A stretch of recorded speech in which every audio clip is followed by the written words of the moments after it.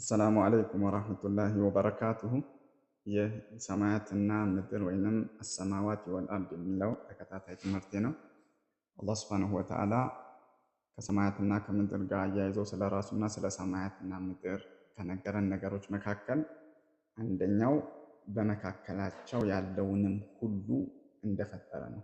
ወማ በይነሁማ የሚለውን ቃል ይጠቀማል አላህ ሱብሓነሁ ወተዓላ። ሰማያትና ምድርን ብቻ ሳይሆን አላህ በሰማያትና በምድር መካከል ያሉትን ነገራቶች ሁሉ ነው የፈጠረው በማለት አላህ ይናገራል። ይህንን ወማ በይነሁማ የሚለውን ቃል በቃል ወ ማለት እና ማለት ነው። ሰማያትን ምድርን እና ማ ያለውን ሁሉ በይነሁማ በመካከላቸው ያለውን ሁሉ ፈጠረ በማለት ይናገራል አላህ ሱብሓነሁ ወተዓላ።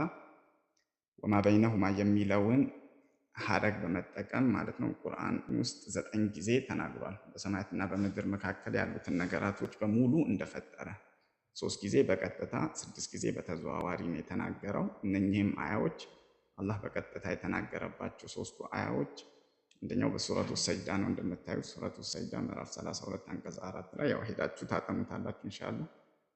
አላሁ አለዚ ኸለቀ ሰማዋቲ ወልአርድ ወማ በይነሁማ ይላል።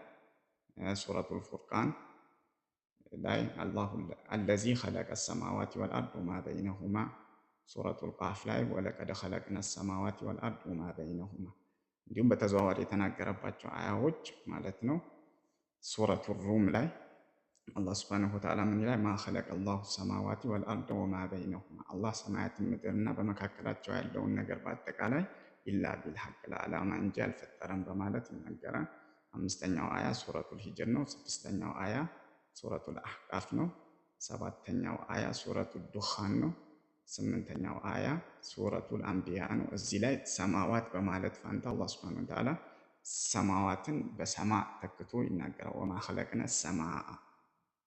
እንዲሁም ደግሞ በሱረቱ ሷልም ላይ ወማ ኸለቅነ ሰማአ ወልአርደ ወማ በይነሁማ ባጢላ በማለት ይናገራል።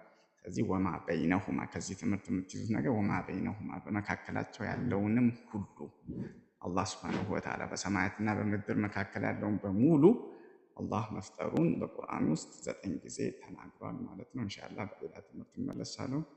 አሰላሙ አለይኩም ወራህመቱላሂ ወበረካቱ።